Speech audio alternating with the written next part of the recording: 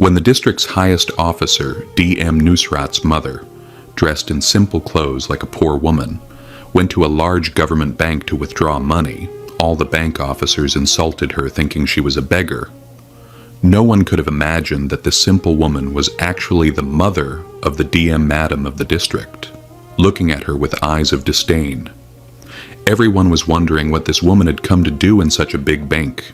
At that moment, the woman slowly moved toward the counter. At the counter sat a security guard named Kalpana. The elderly woman said to Kalpana, "Daughter, I need to withdraw money from the bank. Here is the check."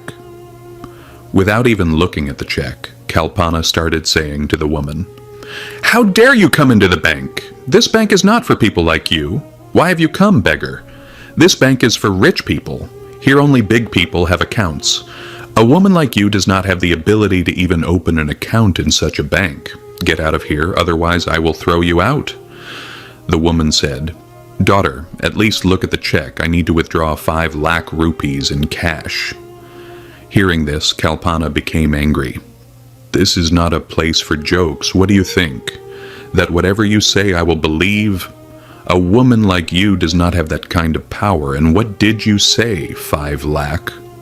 Have you ever even seen that much money in your life? Get out of here quickly, otherwise I will drag you out."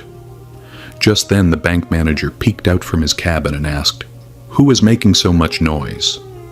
Kalpana immediately said, "Some beggar woman, sir. She does not want to leave." The bank manager came out angrily and without asking anything slapped the elderly woman hard. The slap was so strong that the woman staggered and fell to the ground. Then the manager called the security guard and said, "What are you doing?" "Drag her out of here. I don't know where these kinds of people come from." Kalpana forcefully pushed the woman out of the bank.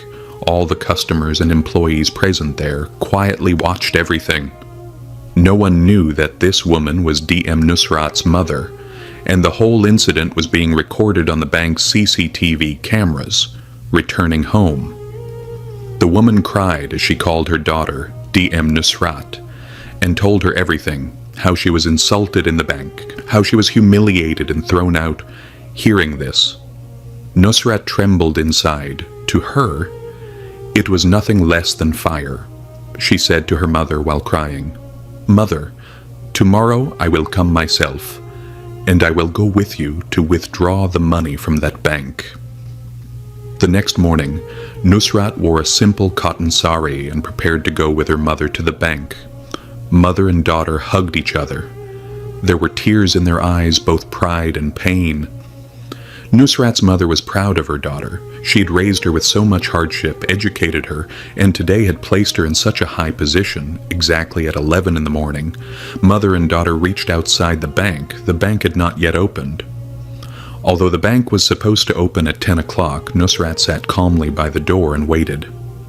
A little while later, when the bank opened, they walked inside. Their clothes were so simple that the customers and staff there mistook them for ordinary rural women. No one could imagine that this Nusrat was actually the district's DM. Slowly, they moved toward the counter, where Kalpana was sitting. Nusrat said politely, "Ma'am, we need to withdraw some money for my mother's medicine and a few urgent things. Please check this check." Kalpana looked the two women over, from head to toe. One an older woman in a sari, the other a simply dressed young woman. There was no hint that either was an official. She sneered, "Perhaps you've come to the wrong bank. This branch handles high-profile clients." Nusrat smiled faintly and said, "Please check the check once, ma'am. If it's not here, we will leave." Reluctantly, Kalpana took the envelope and said, "It'll take a little time. Sit in the waiting area." Nusrat took her mother's hand and sat in an empty chair, offered her water, and waited quietly. People in the bank stared. This was a place where wealthy businessmen, officials, and influential people usually came, with shiny cars and smart clothes, so a mother and daughter dressed simply drew curious looks. Whispers began. Where did they come from? Maybe for a pension? They shouldn't even have an account here. Nusrat heard it all, but remained composed. Her mother felt uneasy, but seeing her daughter's patience steadied herself. After a while, Nusrat said to Kalpana, "If you're busy, please arrange a meeting with the manager. I have an urgent matter."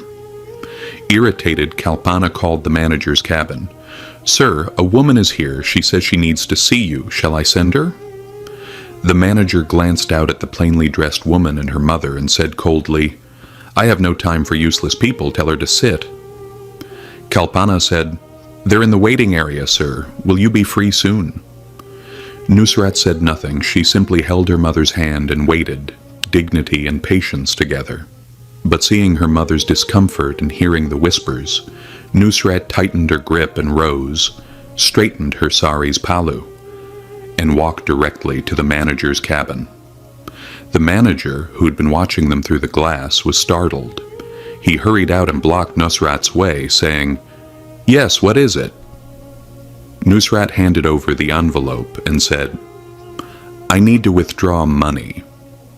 My mother needs medicine and there are many other things to take care of. Please check this check," she said. The manager, without even taking the envelope, replied irritably, "When there's no money in the account, how can there be a transaction? Judging by how you look, I don't think you'd have money in your account." "You come here acting big, asking to withdraw cash." Nusrat remained calm and said quietly, "It would be better if you would just check it once. It's not right to make assumptions." The manager laughed openly. "Look, I have so much experience that I can tell by someone's face what they have. People like you come every day, and I don't think there's anything in your account. Don't crowd up. Everyone's watching you. The atmosphere is getting bad. Better if you leave." Now Nusrat's expression was still composed, but a different light had come into her eyes. Firmness replaced serenity. Without a word, she set the envelope on the manager's desk and in a low voice said, "All right, we'll go. But one request. Please read the information in this envelope once. It might be of use to you." With that, she took her mother's hand and began to walk toward the door. At the doorway, she stopped, turned, and with a piercing look said, "Son, you will pay the price for this behavior. Time will make it clear." For a few moments, the entire bank fell into silence, not with anger, but with a dignified warning, as powerful as any storm. The manager froze for an instant, then scoffed, "Old woman's talk," and returned to his chair. The envelope lay unopened on the desk, unread and disregarded. He had no idea that the envelope contained a truth that would soon upend his world. The next day, the bank's routine resumed. Clerks at their work, the cashier counting, the manager nursing his old pride. But this time there was a difference.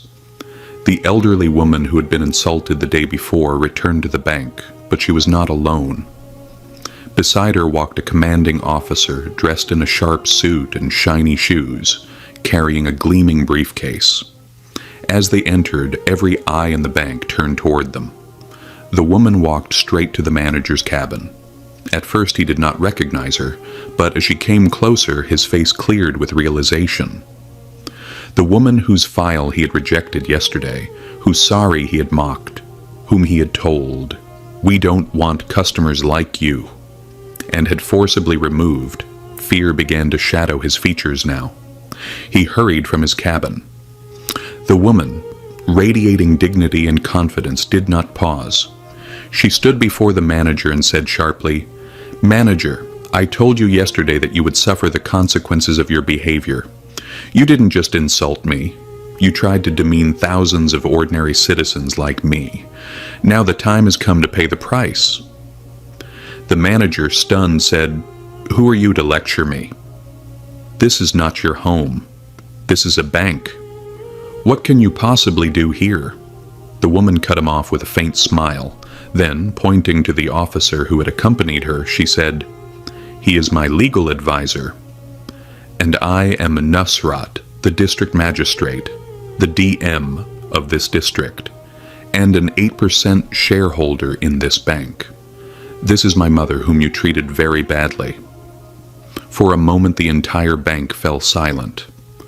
All the staff, the clients, even the security guards standing by the door were shocked.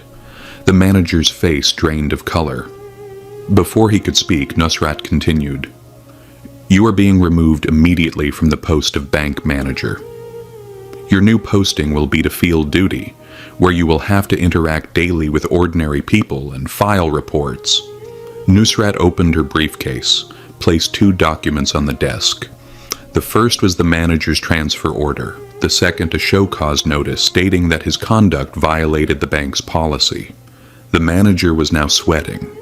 In a trembling voice he said, "Madam, I was wrong. I am ashamed.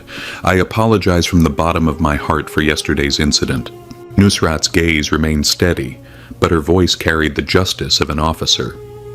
"What are you apologizing for?" she asked. "For insulting me alone? Or for the customers you demeaned, those ordinary people who come here, but whom you only see by their clothes? Have you ever read the bank's guidelines? It is clearly written that every customer is equal. Nobody is rich or poor in the eyes of the bank. Any employee who discriminates will face action." She paused for a moment, then said sternly, "I could have suspended you today. But I am giving you one opportunity to reform yourself. Next time it will not be just your name. Your identity will be erased." Then she called the bank's security guard, Kalpana. Kalpana came forward nervously, tears in her eyes. With trembling hands she said, "Madam, please forgive me. I made a very big mistake. From now on, I will never think that way about anyone." Nusrat looked at her and said, "Never belittle someone by judging their clothes. Remember, for your whole life, the lesson you learned today." The entire bank staff stood with their heads bowed. She looked around at everyone and said, "It is not the path, but the mindset that makes a person great. The one who understands humanity is the true officer." Saying this, Nusrat left the bank with her mother. Silence spread across the bank for a few moments. Then, one by one, everyone looked at each other. Their thinking had changed.